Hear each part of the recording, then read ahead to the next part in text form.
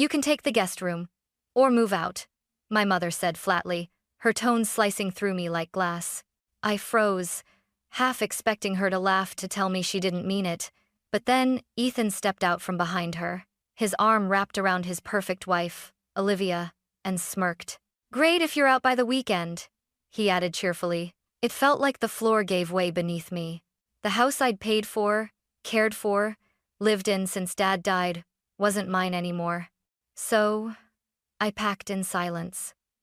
No fight, no tears, just the hollow sound of drawers closing and my heartbeat in my ears. But here's the thing about silence, it's never permanent, because days later, Ethan's grin faded, Mom's calm cracked, and when I came back, their world was falling apart. Mom, Ethan whispered, trembling, tell me she's lying. For 5 years, that house had been my whole world. After Dad's heart gave out one gray October morning, everything crumbled except me. Mom stopped cooking. She stopped laughing. Some days she didn't even get out of bed. So, I stayed. I was 23, newly promoted at the company, with a transfer offer to Seattle. A better job, a bigger paycheck, a fresh start. But when I saw Mom staring at Dad's empty chair at the dinner table, I couldn't leave. Take care of her, Grace, Dad's voice echoed in my head. You're stronger than she is. So I did. I paid the bills. I fixed leaks. I shoveled snow at 6 a.m., while Mom complained that I'd left footprints on the porch. She never thanked me. Instead, she'd sigh and say, Ethan would have done it better. He always knew how to handle things. Owed Ethan, her golden boy. My brother who hadn't called for years, except when he needed money. He was the light of her life, even from miles away, while I was just the leftover. Still, I kept believing love would come back if I worked hard enough. I decorated the living room with Dad's favorite blue curtains, cooked Sunday dinners for 2, and sent birthday cards to Ethan and his wife, even when they didn't reply. But nothing changed. The house stayed cold, no matter how many candles I lit, and then, one Thursday night, I came home from work and smelled something I hadn't smelled in years, Mom's apple pie. For a second, I smiled. Maybe she was finally healing. But when I walked into the kitchen, I froze. Ethan was there, sitting at the counter like a guest of honor, laughing with a mouthful of pie. Olivia leaned against the counter beside him, scrolling on her phone, looking bored but smug. Mom beamed like she was hosting a royal dinner. Grace, look who's home. I forced a smile. I can see that. What's going on? Olivia glanced at Ethan. His company downsized. We kind of lost our place, Mom immediately added. So they'll be staying here for a while, just until things settle. I blinked. In this house? Yes, Mom said. They're family, Grace. So am I said quietly. Mom gave a little shrug. You'll figure it out. You're good at that. Ethan leaned back, smirking. Don't worry, sis. We won't be in your way. I laughed softly, but it wasn't humor. It was disbelief. For years, I'd carried her grief, her house, her life. And now, I was the inconvenience. That night, I sat on the edge of my bed and stared at the wall. My suitcase was still under the bed, dusty but ready. I hadn't touched it since Dad's funeral. Something deep inside whispered, You should have left a long time ago. The next morning, I woke to the sound of laughter echoing down the hallway. For a split second, I thought I was dreaming. Then I heard Olivia's voice. In my kitchen, when I stepped out of my room, the smell of bacon and perfume mixed in the air. Ethan sat shirtless at the table, scrolling his phone while Mom fluttered around, serving breakfast like it was Christmas morning. Morning, sleepyhead, Ethan said, flashing a grin. Mom makes better eggs than you ever did. Mom chuckled like it was the funniest thing she'd ever heard. I ignored the comment and reached for a cup. You didn't tell me you were making breakfast. Oh, you were tired, Mom said lightly. You've had your chance to play caretaker. Let me take care of them for a change. Them. The word hit like a slap. After breakfast, Olivia took over the living room, feet up, laptop out, scattering her makeup across the coffee table. Ethan unpacked boxes straight into the master closet, humming like he owned the place. By afternoon, there were shoes by the door that weren't mine. jackets hanging where Dad's used to, and a new toothbrush in my bathroom. When I walked in, Ethan didn't even look up. "Oh hey, we thought it'd be easier if we all shared the bathroom for now." I clenched my jaw. "Right, because boundaries are optional." He frowned. "What's your problem, Grace? You act like you built this house." "I did keep it from falling apart," I said, my voice sharp. He just laughed. "Don't get dramatic. Mom said she paid the mortgage." Mom walked in at that moment, her tone suddenly icy. "Ethan, Olivia, why don't you two go grab lunch? I need to talk to your sister." When they left, she turned to me. "I don't like your tone. Then maybe you should listen to my words." I shot back. "You let them move in without even asking me. There isn't enough space here." She cut me off. "They'll take your room."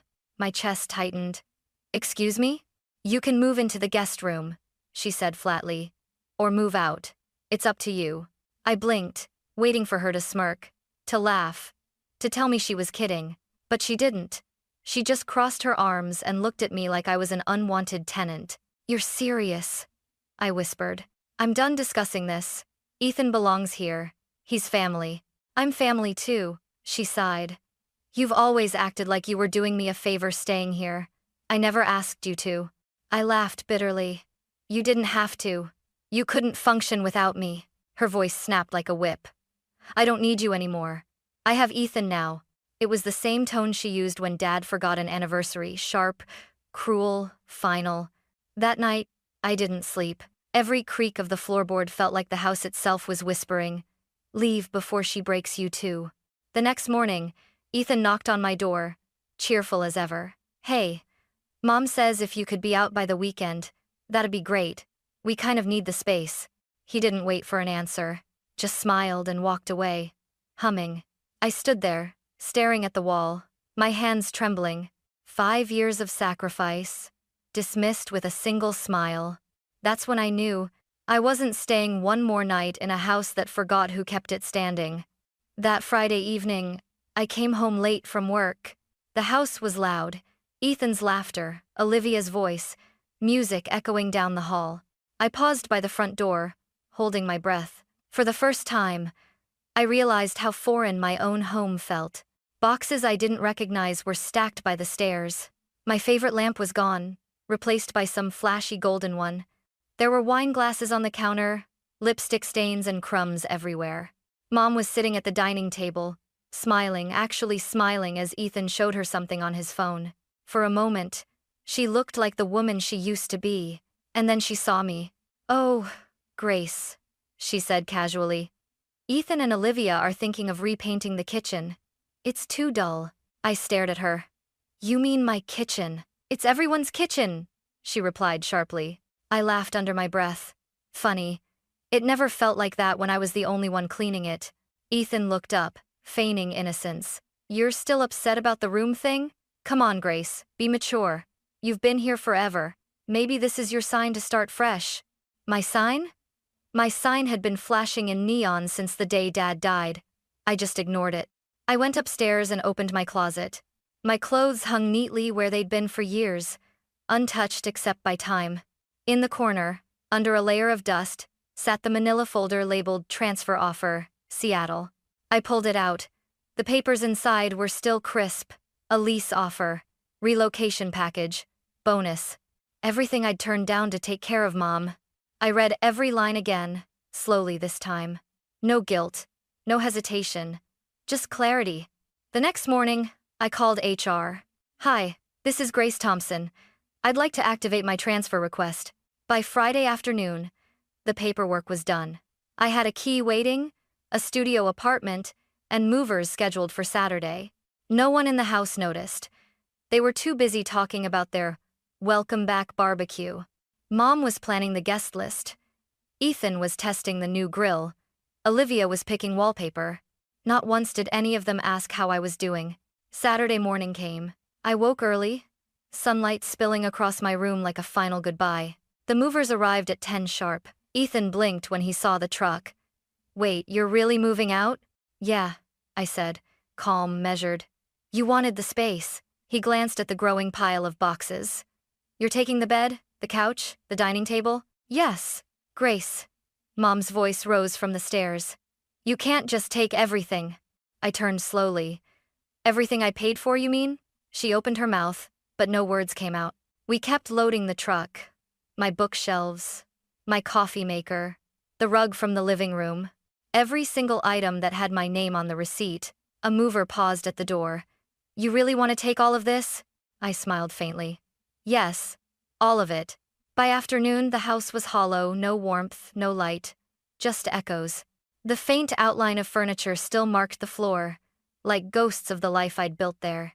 When I turned around one last time, Mom stood in the doorway, her face pale, her eyes wide. Ethan looked lost. Olivia didn't meet my gaze. I took a deep breath. Good luck with your new life, I said quietly. Then I closed the door behind me. The air outside was crisp, almost unreal. For the first time in years, I felt light. My hands shook as I locked the door, but it wasn't fear. It was freedom. That night, I sat on the floor of my new apartment. The walls were bare, the furniture mismatched, but it was mine. No shouting, no guilt, just peace. And for the first time in a long time, I smiled. It didn't even take a week for the calls to start. At first, it was Mom, then Ethan, then Olivia. Voicemails piled up. Grace, we need to talk. Where did you take the coffee maker? Mom's really upset. Call us back. Then the tone changed. You had no right to touch that money. What are we supposed to do now? Grace, please, this isn't funny. Call me back. I didn't.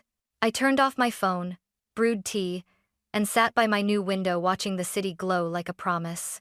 For the first time, their voices couldn't reach me. 3 days later, a coworker popped her head into my office. Grace? There's a woman and a man in the lobby. They said they're your family. My stomach dropped. I walked to the hallway and peeked down. There they were, Mom in her pearls and Ethan in a wrinkled suit, both looking out of place and furious. I didn't go down.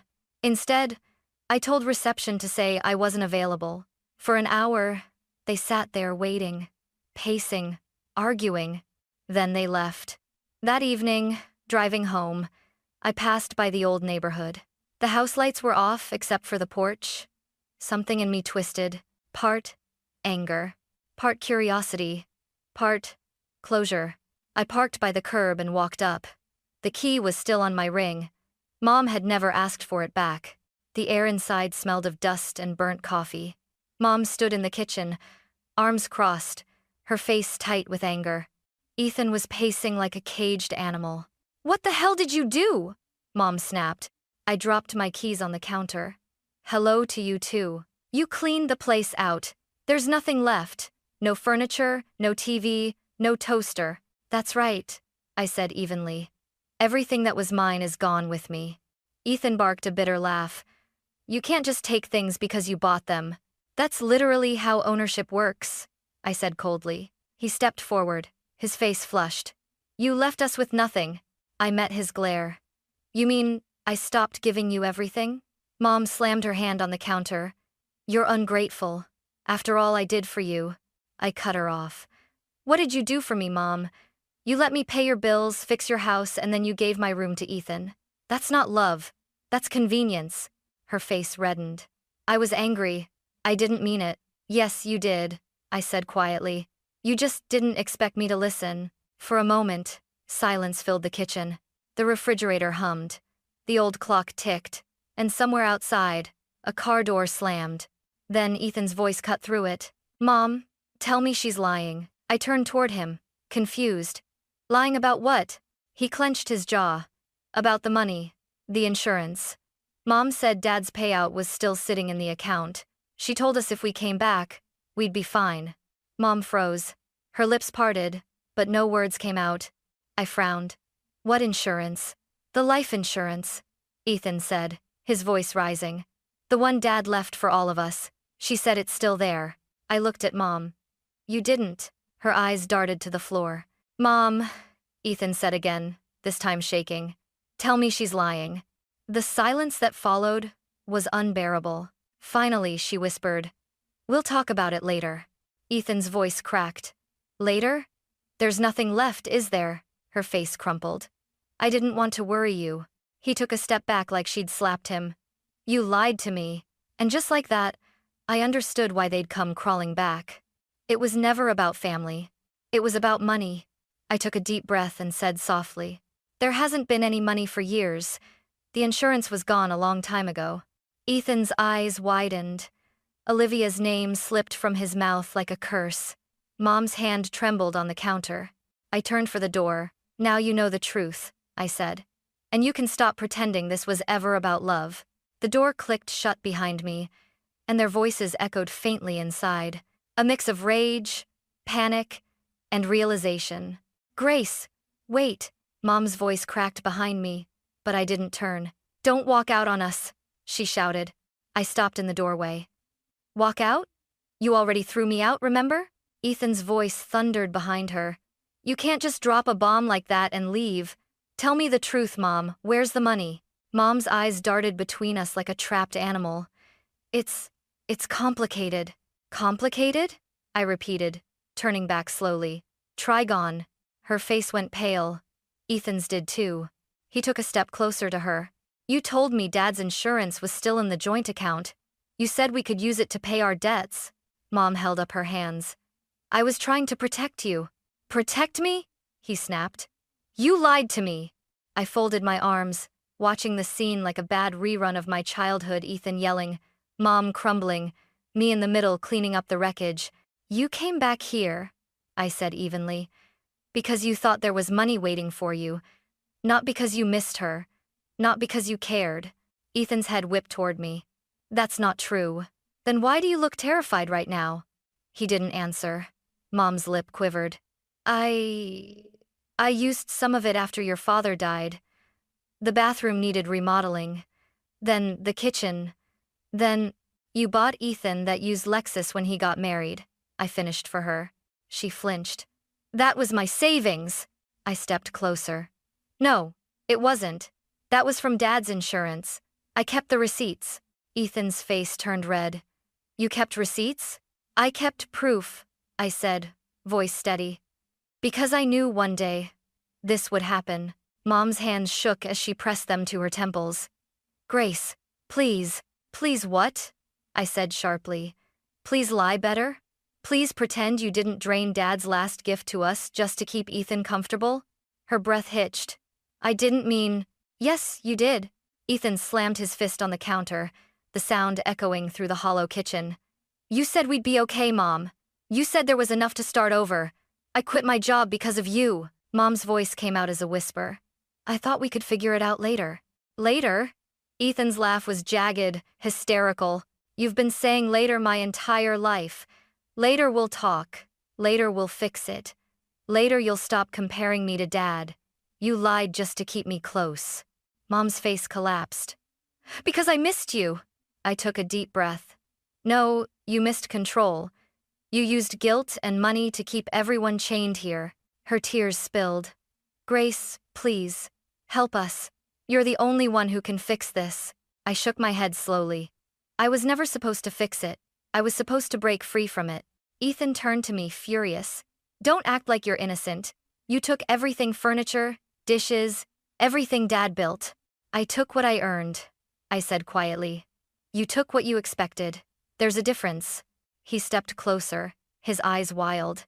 "You left us with nothing." I met his stare without flinching. "No, I left you with exactly what you gave me. Nothing."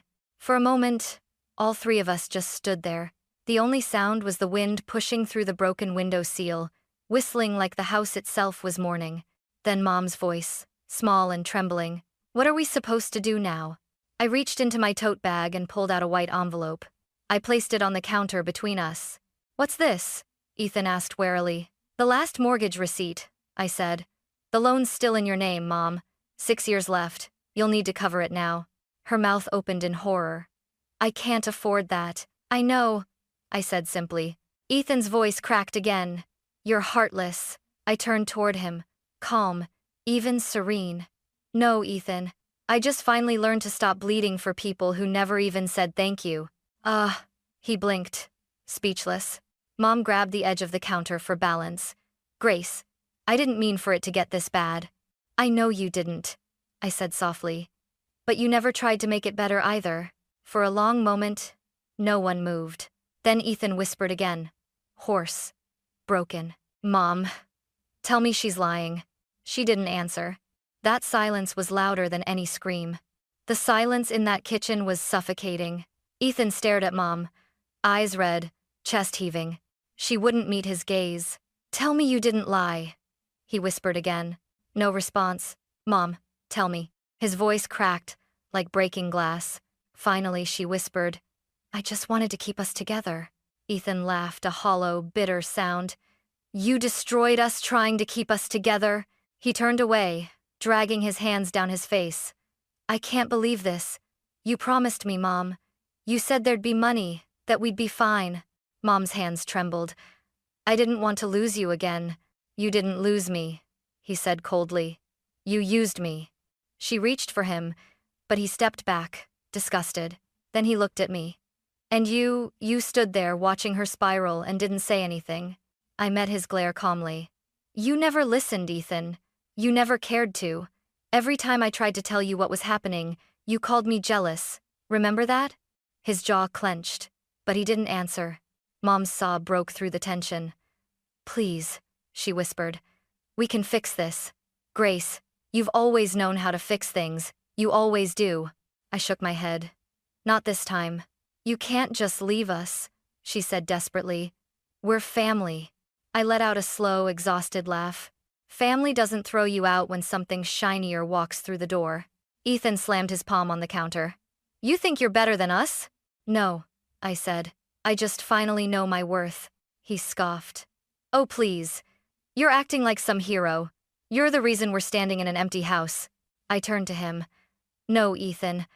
I just took what I bought. You're standing in the ruins of your own entitlement. For a second, his expression faltered. Then came the rage. You're heartless. I smiled faintly. Maybe. Or maybe I'm just done being your scapegoat. Mom grabbed the envelope I'd left on the counter, the last mortgage receipt, her fingers trembling. You could have left something, she whispered. You left me with nothing. I met her eyes. You left me with nothing first, remember? Her mouth opened, but no sound came out. I turned toward the door.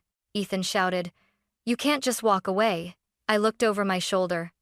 Watch me. And I walked past the hallway where Dad used to hang his coat, past the staircase I painted every summer, past the walls that had heard every fight, every apology, every silence. Behind me, I could still hear them, Mom sobbing, Ethan pacing, muttering curses under his breath. Then Olivia's voice, small and trembling, There's nothing left, Ethan. She's right. The sound of a plate shattering followed. Outside, the air was cold, sharp, cleansing. For the first time, I wasn't afraid. I stood by my car and looked back one last time. The lights inside flickered, then went dark. That house, the one I'd once fought to keep alive, now looked like what it had always been, a shell. And as I started the engine, I whispered to myself, You can't fix people who enjoy their own chaos. The tires rolled over the gravel, each turn quieter than the last. By the time I reached the end of the street, the noise, the guilt, the weight, all of it was gone. Only silence remained. But this time, it wasn't empty. It was peace. The first night after I left, I didn't sleep. Not because of guilt, but because of silence. Real silence. No creaking floors, no slammed cabinets, no voices arguing through the walls. Just the hum of the refrigerator and the soft ticking of a clock on my nightstand. I lay in bed staring at the ceiling, trying to remember the last time I'd felt that kind of calm. I couldn't. The next morning, I woke up to sunlight instead of shouting. I made coffee, just for one. It tasted better than I expected. I spent the weekend unpacking boxes, books, mugs, a few framed photos of Dad. When I found one of all four of us, taken years ago at the lake, I almost put it away. But something in me stopped. I looked at my father's kind smile, at Mom's forced one, at Ethan's grin, confident, carefree. Then I looked at myself, the only one not smiling, caught mid-blink. It felt symbolic, like I'd always been there, half seen, half heard. I put the photo back in the drawer. Some memories didn't deserve shelf space anymore. On Monday, I went back to work. My coworkers noticed the change immediately. "You look lighter," my boss said. I smiled. I guess I finally stopped holding up things that weren't mine. At lunch, I sat alone outside, watching people hurry past. Everyone seemed busy carrying their own worlds, just like I used to. Except now, mine finally felt manageable, not a burden, but a choice. That evening, I took a walk downtown. The streets glowed under soft yellow light. Couples laughed. Music floated out from a cafe. For the first time, I didn't feel envy. I just felt present. My phone buzzed in my pocket, 3 missed calls. Mom. Then a text. The bank called. "We can't make the next payment. Ethan's furious. Please, we need you." I stared at it for a long time. Then I typed back, "I hope you figure it out." And I meant it. That night, I made dinner: pasta, garlic bread, a glass of wine. I sat by the window, city lights blinking like small promises. For years, I'd cooked for people who never thanked me. Tonight, I cooked for myself. When I went to bed, I thought of Dad again. He would have hated what the family became, but maybe, deep down, he'd be proud of me for finally walking away. Before drifting off, I whispered, "I kept my promise, Dad. I took care of her, just not forever." And for the first time, I dreamed of something other than responsibility. I dreamed of freedom. It's been 6 weeks since I walked out of that house. 6 weeks of quiet mornings, small victories, and no one slamming doors behind me. Sometimes, I still wake up expecting to hear Mom calling my name, or Ethan shouting from across the hall, but all I hear now is birds outside my window and the sound of coffee brewing. I got promoted last week. My manager said it was long overdue, that I'd been carrying the load for years without realizing it. I smiled. The irony wasn't lost on me. A few days later, a former neighbor called. Apparently, the old house sat on the market for 3 weeks before someone lowballed them. They had no choice but to sell. Mom moved into a small apartment near downtown. Ethan and Olivia split up. She left for her sister's place in Nevada. And Ethan? He's working night shifts at a warehouse now, trying to pay off the remaining debt. The house I once fought so hard to save, the one Dad rebuilt with his hands, now belongs to strangers. But somehow, that feels right. Because that place died long before I left. Now, my life fits in a single apartment, not grand, but mine. The couch doesn't match the rug, and the curtains are too short, but it feels alive. Some evenings, I sit on the balcony with tea and watch the sun sink behind the skyline. The city hums softly below, full of stories just like mine, people breaking free, people finally choosing themselves. I used to think leaving meant failure. Now I know it means survival. They kicked me out thinking I was disposable, that I was the problem, the burden. But in the end, I was the one holding everything together. Without me, the house collapsed. Without me, their lies came apart. And without them, I finally learned what peace sounds like. So, when people ask if I miss them, I smile and say, no, I don't miss the house. I don't miss the noise. I just miss the version of myself who thought love meant staying. I raise my cup toward the fading sun, whispering softly, I was never the burden, I was the backbone. And this time, the silence feels like applause.